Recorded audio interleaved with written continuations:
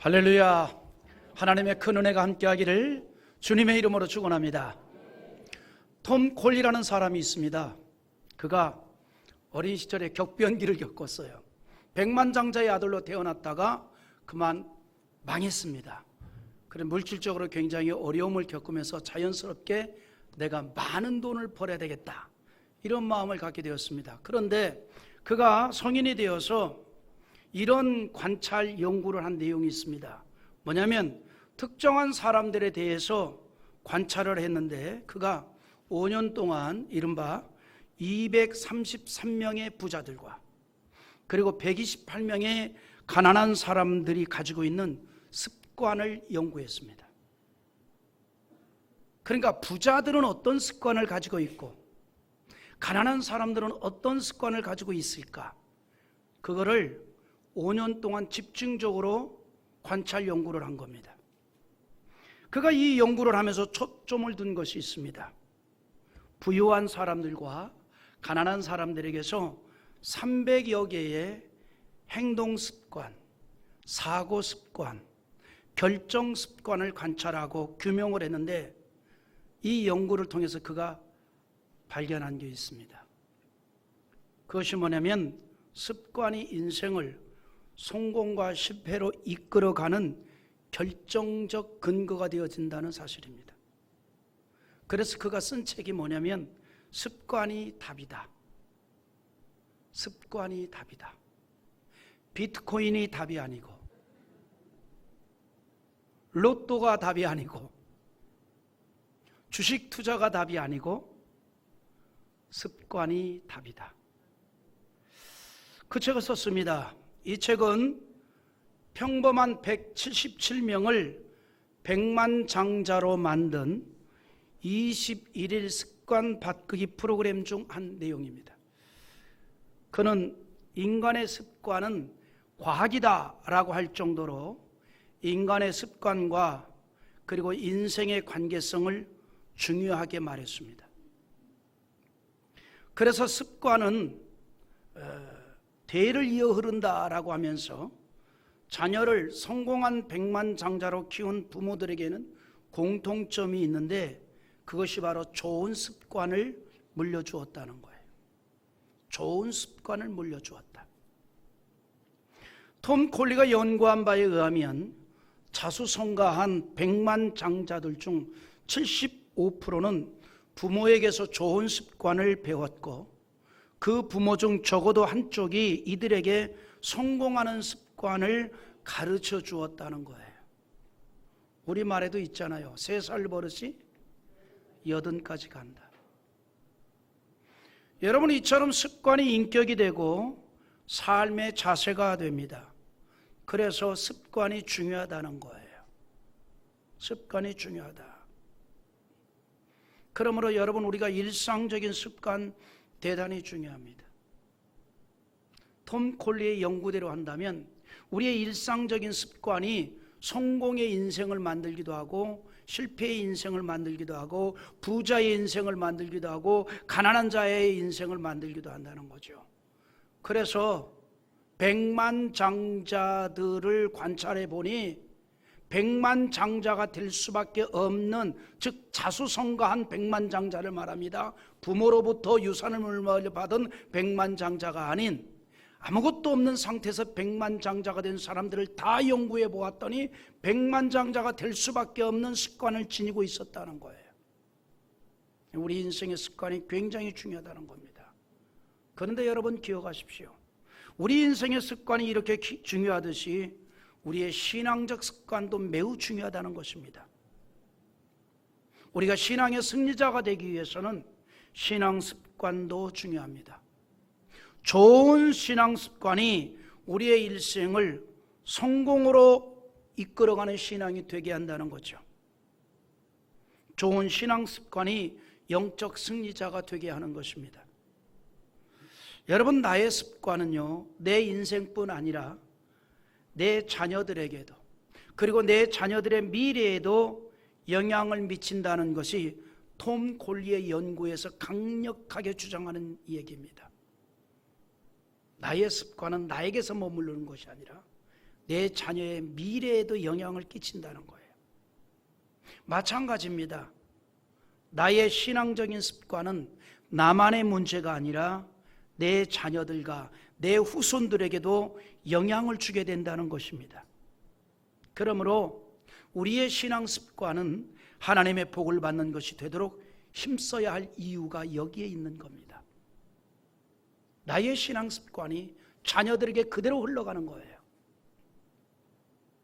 그래서 우리의 자녀들의 신앙이 하나님의 복을 받는 신앙이 되기를 기대한다면 먼저 나의 신앙 습관이 하나님의 복을 받을 신앙 습관으로 만들어질 수 있어야 한다는 거죠. 여호와께서 에레미야 선지자를 통해서 유다의 왕 요시야의 아들 여호야김에게 하신 말씀 가운데 그가 어린 시절부터 어떤 습관을 가지고 있었냐면 불신앙적인 습관을 가지고 있었다라고 얘기합니다. 불신앙적인 습관. 에레미야 22장 21절 한번 같이 볼까요? 내가 평안할 때 내가 내게 말하였으나 내 말이 나는 듣지 아니하리라 하였나니 내가 어려서부터 내 목소리를 청종하지 아니함이 내 습관이라. 할렐루야. 뭐라고 얘기했냐면 어려서부터 하나님의 말씀을 청종하지 않는 불신앙적인 습관이 여호야김에게는 만들어졌다는 거예요. 그리고 그것이 굳어져서 성인이 되어서 왕이 되어서도 여전히 그렇게 하나님의 말씀에 귀를 막고 불신앙적인 습관이 되었다는 거예요.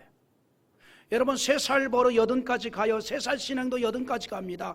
우리 성도들 가운데 잘못 착각하는 사람이 있습니다. 어린 시절에 더 철저히 신앙적으로 양육을 해야 하는데 거기에 너무 마음이 열려 있어요. 너그러워요. 그래서 아이가 어린 시절에 신앙적이지 않으면 이렇게 위로합니다. 크면 나아질 거야. 나이가 좀 들면 신앙생활을 잘할 거야. 속지 마십시오. 여러분 나무도요 어린 묘목 때 잘 잡아주어야 그 나무가 옳고 바르게 자라는 거예요. 구부러진 나무는 구부러지게 자라는 겁니다. 그래서 여러분은 어릴수록 더 신앙적인 사람 만들어야 됩니다. 더 믿음의 사람 만들어야 됩니다. 그래야 그가 신앙적인 습관이 인격이 되어서 체질이 되어서 신앙의 사람으로 나아가는 거예요. 여러분 습관이 인격이 되는 겁니다. 그래서 습관이 체질이 돼요. 여러분 체질은요 잘 안 바뀌어요. 체질은 잘 안 바뀌잖아요. 여러분 우리 한국 사람은 한국 사람의 체질이 있지 않습니까? 음식 체질. 김치 깍두기, 된장국, 고추장 뭐 이런 게 우리 한국 사람의 체질이잖아요. 해외 나가 보십시오. 아무리 맛있는 스테이크 아침 점심 저녁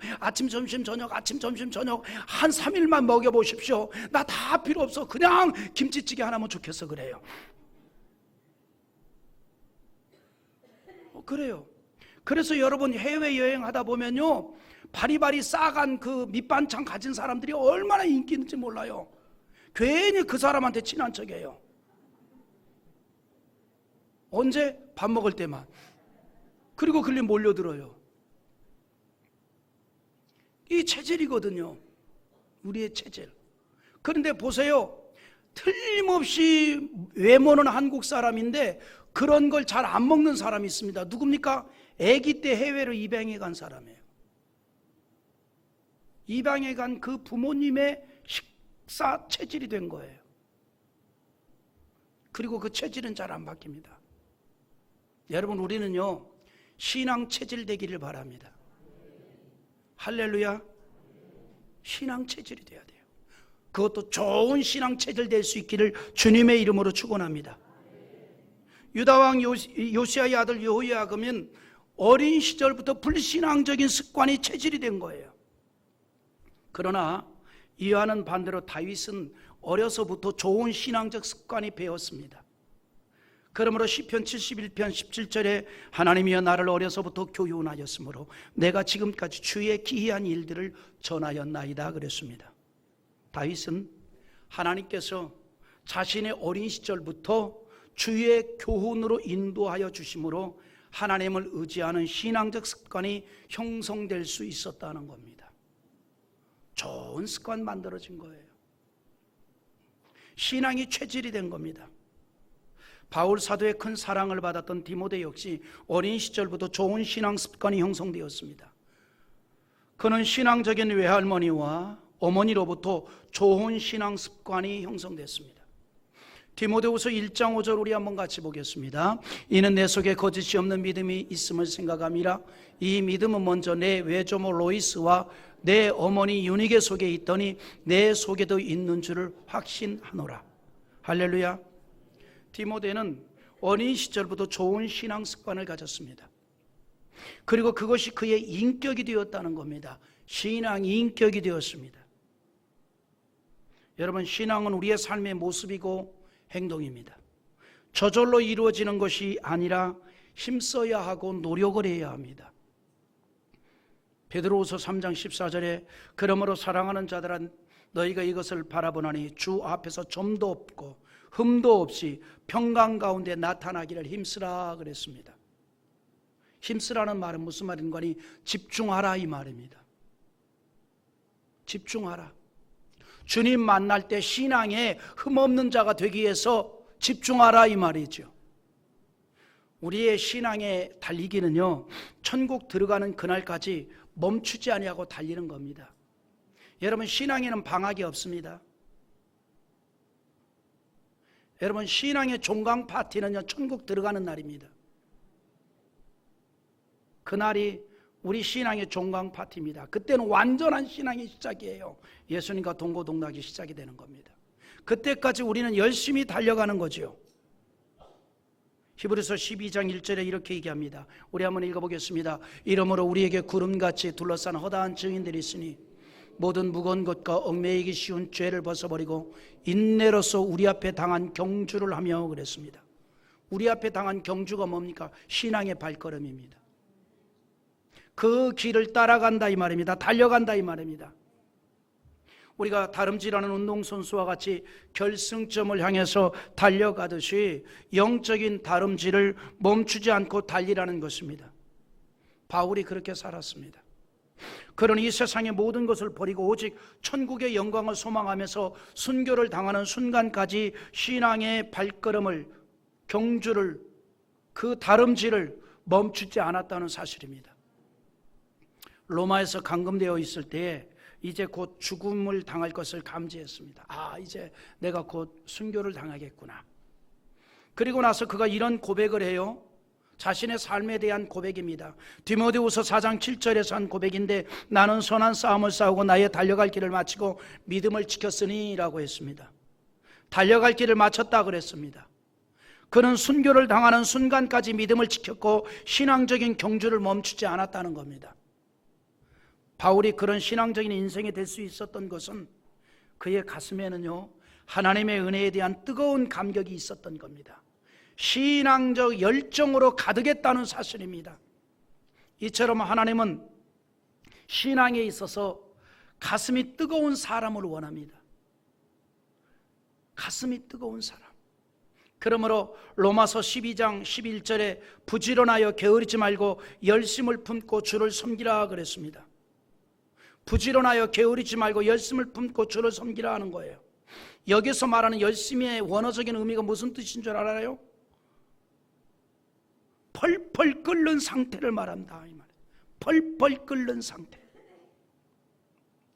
여러분, 이 주전자가 펄펄 끓면 어떻게 됩니까? 막 그 뚜껑이 막 열리려고 그러면 팍팍팍 열리잖아요. 그런 뜨거운 상태. 그렇게 주를 섬기는 자가 되라는 겁니다. 그렇게 믿음의 삶을 살아가는 자가 되라는 겁니다.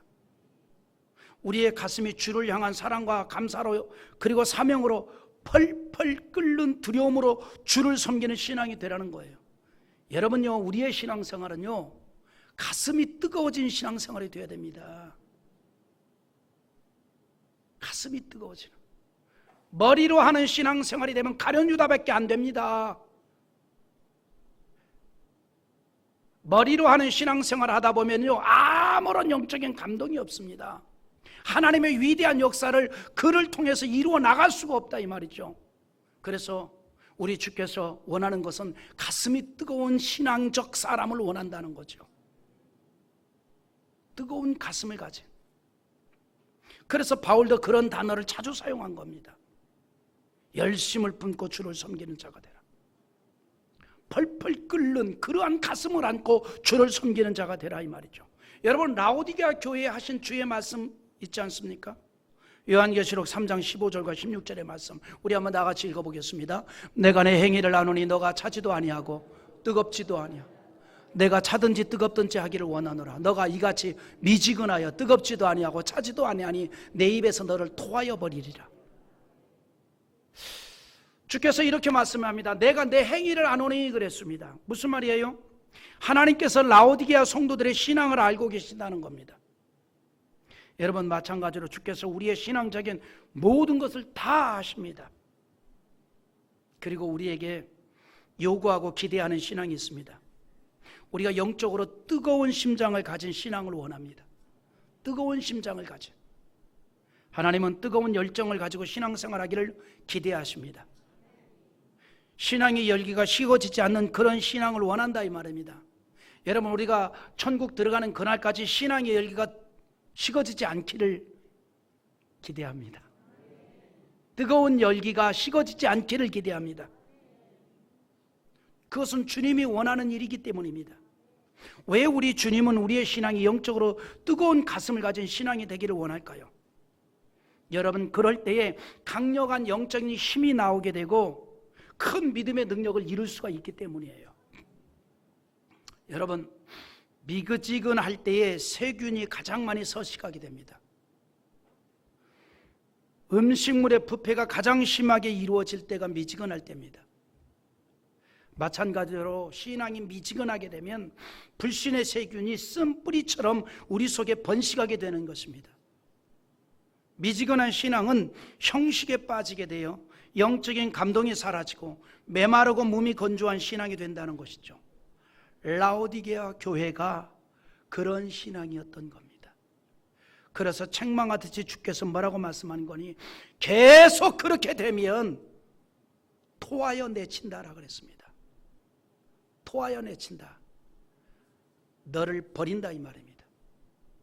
여러분, 이 세상에 가장 무서운 말이 뭐예요? 버린다는 말이거든요. 포기한다는 말이거든요. 하나님께서 우리를 버리지 않았기에 우리가 실패를 해도 일어날 수 있었고 넘어져도 일어날 수 있는 거 아닙니까? 여전히 하나님이 우리를 지켜주시고 붙잡고 있기 때문에 때로는 우리가 신앙의 시험이 들어서 넘어질 수는 있어도 그래도 일어나는 거 아니에요? 할렐루야. 여러분, 그래도 우리가 주께서 우리를 붙잡고 있기에 교회도 나왔다가 안 나왔다가 그러다가 다시 나오는 거 아니에요? 예? 주님이 붙잡고 계시니까 여전히, 예? 나 이제 안 다닐래 그러다가도 한 6개월 만에 나오기도 하고 3개월 만에 나오기도 하고, 나가다 보니 별거 없네 또 안 나오기도 하고, 그러다가 또 다시 나오기도 하고, 여전히 주께서 붙잡고 있기 때문이에요. 그러나 가장 무서운 건 뭐냐면 주님이 버렸다는 겁니다. 그러면 주의 재단으로 리턴이 안 되는 거예요. 그러나 라오디게아 교회를 향해서 이렇게 얘기합니다. 너희가 계속해서 미지근한 상태로 간다면 내가 토하여 버린다. 버린다는 겁니다. 그 손을 놔버리겠다는 거예요. 사랑하는 성도 여러분, 우리는 미지근한 신앙이 아니라 뜨거운 신앙이 되어야 할 이유가 여기에 있습니다. 그러면 어떻게 하면 우리의 심령이 뜨거운 그러한 마음을 지닌 신앙이 될 수 있을까요? 그것은 말씀과 성령입니다. 말씀과 성령. 우리가 말씀과 성령으로 충만하면 우리의 마음이 뜨거운 신앙이 될 수 있음을 믿으시기 바랍니다. 그래서 하나님의 말씀으로 충만해 있으면 잠시 현실적인 문제로 인하여 신앙이 침체되는 것 같아도 다시 힘있게 일어나게 되는 것이에요. 에레미야 선지가 이런 고백을 한 적이 있습니다.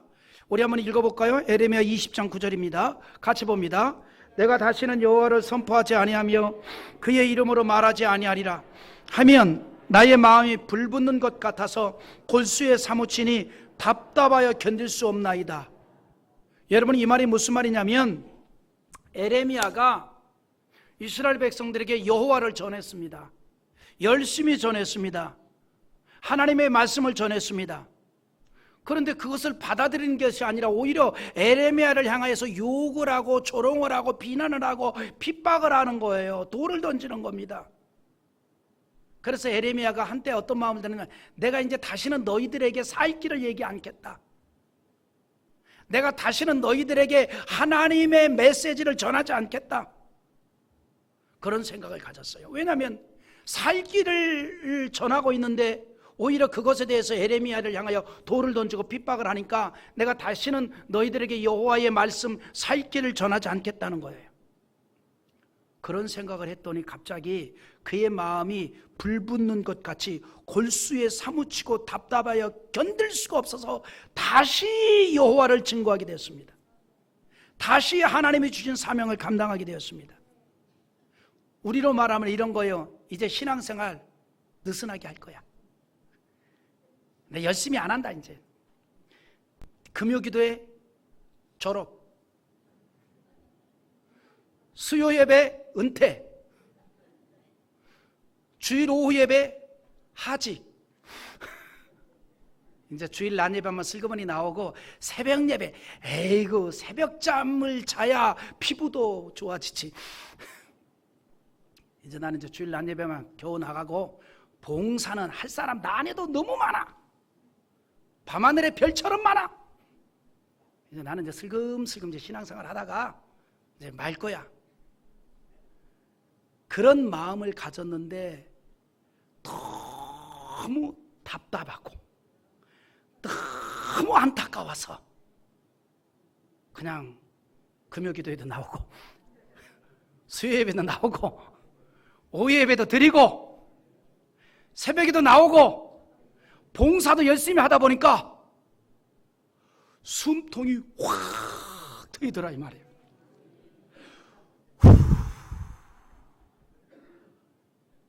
시원하다.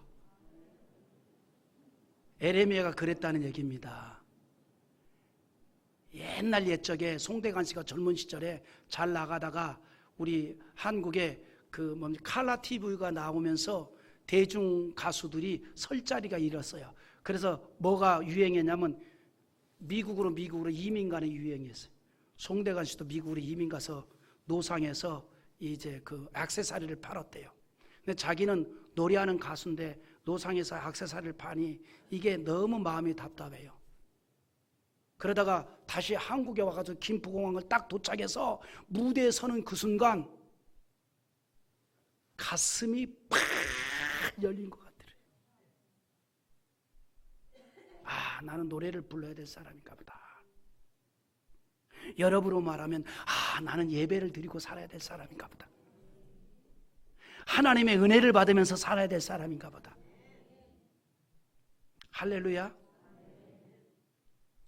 그런 은혜가 있기를 원합니다. 에레미야가 내가 여호와를 다시는 전하지 않겠다라고 했는데 그런 생각을 가지니까 가슴이 너무나 답답하다 이 말이죠. 마음이 불붙는 것 같아 골수에 사무치니 답답하여 견딜 수가 없나이다 그랬어요. 그래서 다시 핍박이 오고 고난이 와도 하나님의 말씀을 전했습니다. 에레미야가 그렇게 될 수 있었던 이유가 뭘까요? 가슴이 뜨거웠던 거예요. 가슴이 뜨거웠던 겁니다. 어떻게 에레미야는 그렇게 될 수 있었습니까? 평소에 하나님의 말씀으로 충만했기 때문입니다. 이처럼 평소에 말씀으로 무장된 성도는요 쉽게 무너지지 않습니다. 잠시 멈추어도 다시 걸어가고 달려가는 줄 믿으시기 바랍니다. 왜냐하면 하나님의 말씀은 불이요 능력이요 강력한 힘이기 때문입니다. 에레미야 23장 29절에서 여호와의 말씀이니라 내 말이 불붙 같지 아니하냐 바위를 쳐서 부서뜨리는 방망이 같지 아니하냐라 그랬습니다. 그래서 말씀을 받을 때 가슴이 뜨거워지게 되고 열정적인 신앙생활의 동기가 되는 겁니다. 오늘 본문에서도 우리에게 그걸 보여주고 있어요. 오늘 말씀에 2명의 제자가 등장을 합니다. 그들이 엠마오를 향해 가고 있습니다. 그들이 지금 엠마오를 향해 가고 있을 때 그들이 즐겁고 기쁘고 행복한 마음을 안고 뿌듯하게 가는 게 아니에요. 그들은 지금 슬픔과 절망으로 가득한 채 발걸음을 옮기고 있습니다. 왜 그랬냐면 그들은요, 예수님을 통해서 무언가 세상적인 기대를 품고 자신들의 삶이 완전한 성공적인 부귀영화가 이루어질 줄 믿고 그걸 기대하면서 자신의 삶을 내버리고 예수님을 3년이나 따라다녔습니다. 그런데 그 예수님이 너무나도 무기력하게 십자가에 달려 죽어버린 거예요. 그들의 모든 꿈이 산산조각이 나버렸습니다.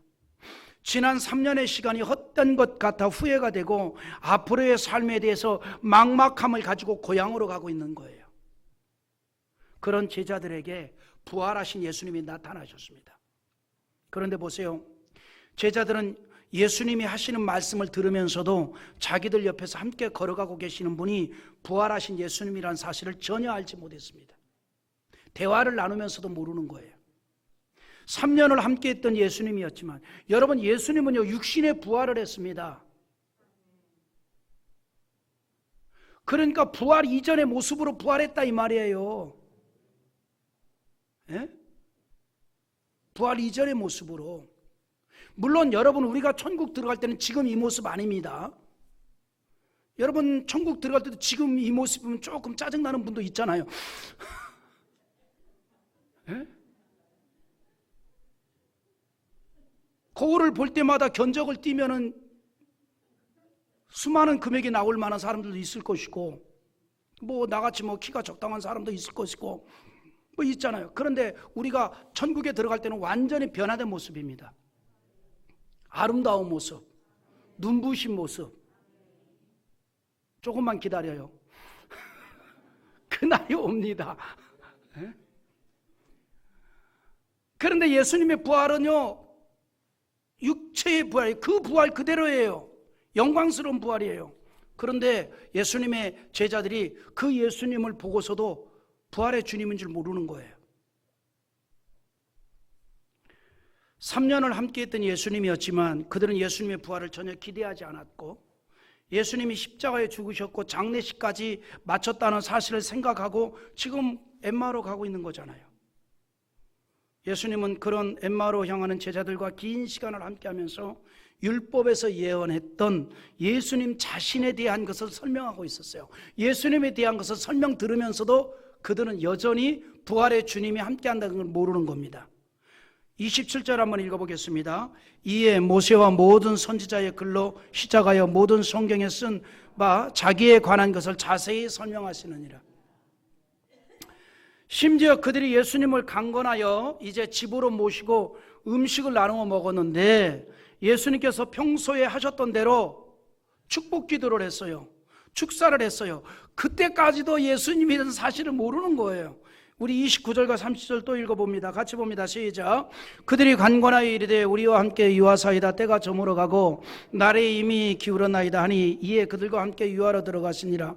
그들과 함께 음식을 잡수실 때에 떡을 가지사 축사하시고 떼어 그들에게 주시니. 할렐루야. 여러분, 영적인 눈이 가려지면요 하나님의 역사가 보이지 않습니다. 하나님이 내려주시는 축복도 보이지 않습니다. 그러나 영적인 눈이 열리면 가로막은 홍해에서도 길을 보게 되는 줄 믿으시기 바랍니다. 모세가 그랬잖아요. 모든 이스라엘 백성들이 홍해로 인하여서 길이 막혀 원망하고 탄식할 때에 모세는 믿음으로 길을 열어주실 하나님의 능력을 보았습니다. 그러므로 이스라엘 백성들은 절망하고 한탄만을 하고 있을 때에 오히려 모세가 외칩니다. 염려하지 말아라. 하나님의 구원하심을 보라. 우리 출애굽기 14장 13절 같이 봅니다. 모세가 백성에게 이르되 너희는 두려워하지 말고 가만히 있어서 여호와께서 오늘 너희를 위하여 행하시는 구원을 보라. 너희가 오늘 본 애굽 사람을 영원히 다시 보지 아니하리라. 할렐루야. 모세는 위기의 상황에서 영적인 눈이 열리니 오히려 구원의 희망을 보게 되었습니다. 육신의 눈으로만 보면 절망적이지만 영적인 눈으로 보니 하나님이 구원하여 주시는 능력이 보였던 거예요. 지금 예수님의 제자들은 3년 동안이나 함께했던 예수님이 다시 부활하여 자신들과 함께하고 있다는 사실을 전혀 상상하지 못했습니다. 그러니 함께하신 예수님을 알아보지 못했습니다. 예수님을 만났던 제자들은 지금 절망하고 낙심이 되어 마음의 믿음의 열기가 전혀 없는 겁니다. 마음이 그렇게 절망적이니, 그렇게 절망으로 가득하니 영적인 눈도 어두워서 부활하신 예수님이 함께하여도 알아볼 수가 없는 거예요. 15절과 16절에 보니 그들이 서로 이야기하며 문의할 때 예수께서 가까이 이르러 그들과 동행하시나 그들의 눈이 가리워져서 그인 줄 알아보지 못하거늘 그랬습니다. 그러나 여러분, 영적인 눈이 열리게 될 때에는 예수님을 알아볼 수가 있었습니다. 우리 31절 같이 보겠습니다. 그들의 눈이 밝아져 그인 줄 알아보더니 예수는 그들에게 보이지 아니하시는지라. 여러분, 지금까지 예수님이 옆에 계셔도 알아보지 못했던 제자들의 영적인 눈이 밝아지니 예수님인 것을 알아보았습니다. 그런데 예수님이신 것을 알아보는 그 순간 예수님은 떠나버리셨어요. 그런데 중요한 게 있습니다. 이들이 언제 영적인 눈이 밝아졌습니까? 말씀을 들을 때입니다. 그들이요, 예수님께서 길에서 말씀을 풀어주실 때 이런 말을 합니다. 우리의 가슴이 뜨거워진 경험이 있지 않았느냐. 말씀을 들을 때 가슴이 뜨거워졌다는 거예요. 우리 한번 읽어볼까요? 32절 한번. 그들 자기들끼리 하는 말입니다. 자, 시작. 그들이 서로 말하되 길에서 우리에게 말씀하시고 우리에게 성경을 풀어주실 때 우리 속에서 마음이 뜨겁지 아니하더냐. 그들은 주님의 말씀을 들으면서 마음이 뜨거워졌습니다. 그리고 그들의 마음이 뜨거워질 때 영적인 눈이 밝아졌고 다시 새 힘을 얻게 되었습니다. 그래서 그들은 기쁨으로 충만하여 다시 예루살렘으로 돌아가서 부활하신 예수님을 담대하게 증거하였습니다. 여러분, 마음이 뜨거워지면 영적인 눈이 열립니다. 영적인 눈이 열리면 하나님의 큰 역사를 보게 되는 거예요. 그래서 홍해 앞에 선 모세와 같이 위기의 상황에서도 구원하시는 하나님을 보게 되는 것입니다. 여러분, 한때 아랍 왕이 엘리사를 잡아오라는 명령을 내린 일이 있습니다. 그래서 많은 군사가 엘리사를 잡아오기 위해서 엘리사가 거주하는 성읍을 에워쌌습니다. 그때 엘리사의 사환이 그것을 보고 두려워합니다. 선생님을 잡아오기 위해서 저렇게 많은 아랍의 군사들이 이 성읍을 포위했습니다. 어떻게 하면 좋겠습니까? 그때 엘리사가 기도하니 여호와의 지켜주심을 보게 해달라고 기도합니다. 하나님 여호와께서 우리를 지켜주신다는 이 사실을 나뿐만 아니라 나와 함께하는 모든 자들이 보게 하여 주옵소서. 그렇게 기도하니까 두려워 떨고 있는 사한의 눈이 열리게 됩니다.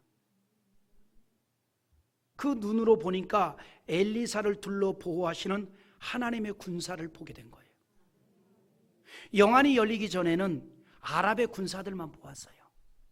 근데 영안이 열리니까 아랍의 군사만 보이는 게 아니라 엘리사를 보호하는 하나님의 군사가 보였던 거예요. 열왕기하 6장 17절의 말씀인데 우리 한번 읽어볼까요? 천천히 봅니다. 기도하여 이르되 여호와여 원하건대 그의 눈을 열어 보게 하옵소서 하니 여호와께서 그 청년의 눈을 여심해 그가 보니 불말과 불병거가 산에 가득하여 엘리사를 둘렀더라. 하나님이 내린 불말과 불병거가 엘리사를 오히려 포위하여 지켜주고 있었다는 겁니다. 오늘 여러분 이겁니다. 지금까지는 보이지 않았던 것이 보이게 되었습니다. 오늘 여러분 우리의 심령이 뜨거워지고 영안이 열리면 세상의 문제만 보이는 게 아니라 그 속에서 구원하시는 하나님의 역사가 보이게 됩니다. 그래서 더 우리가 믿음으로 살게 되는 거예요. 보이지 않던 하나님의 역사가 보이게 된다는 거죠. 광야에서 하갈이 그런 경험을 했지 않습니까? 광야에서 아들 이스마엘이 마실 물이 없어서 기갈로 인하여 죽어가고 있습니다. 그래서 하갈이 열심히 샘을 찾아도, 그렇게 샘을 찾아도 보이지 않았는데 하나님께서 눈을 밝혀주시니 지금까지 보이지 않던 샘물을 발견하게 됩니다. 창세기 21장 19절인데 한번 같이 봅니다. 하나님이 하갈의 눈을 밝히셨으므로 샘물을 보고 가서 가죽 부대에 물을 채워다가 그 아이에게 마시게 하였더라. 하나님이 눈을 밝히시니, 할렐루야. 오늘 여러분, 하나님이 여러분의 눈을 밝혀서 축복의 샘물이 보일 수 있기를 소망합니다. 아멘입니까? 하나님이 밝혀주시면 그렇게 됩니다. 하나님께서 은혜를 주시면 보이지 않는 것이 보이게 된다, 이 말이죠. 축복의 길이 열리게 되고 보이게 됩니다. 절망의 구덩이에서도 건져주시는 하나님의 손길을 보게 된다, 이 말입니다. 그래서 영적인 눈이 열리면요, 우리가 담대하고 용기 있는 신앙이 되는 거예요. 우리가 말씀으로 충만하면 그렇게 됩니다. 오늘 본문의 제자들처럼 마음이 뜨거워지고 영적인 눈이 열리게 된다는 겁니다. 여러분, 우리가 사는 시대가 세상에 대해서는 열정이 있을지라도 영적인 뜨거움과 감격적인 열정은 점점 시들해져 가고 있습니다. 세상에 대해서는 열정적일지라도 영적인 것은 점점 미지근해져 가고 있다, 이 말입니다. 당연히 신앙적인 것에 대한 반응도 없어지게 됩니다. 예수님께서도 그것에 대해서 말씀을 하셨어요. 신앙적인 것에 반응이 없는 영적으로 무감각한 시대를 비유로 이렇게 말씀했잖아요. 마태복음 11장 16절과 17절 한번 같이 보겠습니다. 이 세대를 무엇으로 비유할까? 비유하건대 아이들이 장터에 앉아 제 동물을 불러 이르되 우리가 너희를 향하여 피리를 부르도 너희가 춤추지 않고 우리가 슬피 울어도 너희가 가슴을 치지 아니하였다 함과 같도다. 여러분, 우리는 거룩한 하나님의 백성입니다. 우리의 마음이 세상적인 것으로만 뜨거운 것이 아니라 영적으로도 뜨거워진 신앙이 되기를 바랍니다. 하나님의 말씀으로 충만하면 그렇게 됩니다. 엠마오를 향해 가던 제자들이 주님의 말씀을 들으면서 마음이 뜨거워졌듯이 우리가 말씀으로 충만하면 영적으로 뜨거운 마음을 지닌 신앙의 사람이 되는 겁니다. 그럴 때 우리의 영적인 눈이 밝아집니다. 하나님의 역사를 보게 되는 것입니다. 나의 삶을 인도하시고 축복하시는 하나님의 권능의 손길을 경험하게 된다는 것입니다. 오늘 우리 모든 성도들이 하나님의 말씀과 성령으로 가슴이 뜨거운 신앙이 되어서 영적인 눈이 열리고 용기 있는 신앙의 발걸음으로 옮길 수 있는 믿음의 사람들이 될 수 있기를 주님의 이름으로 축원합니다.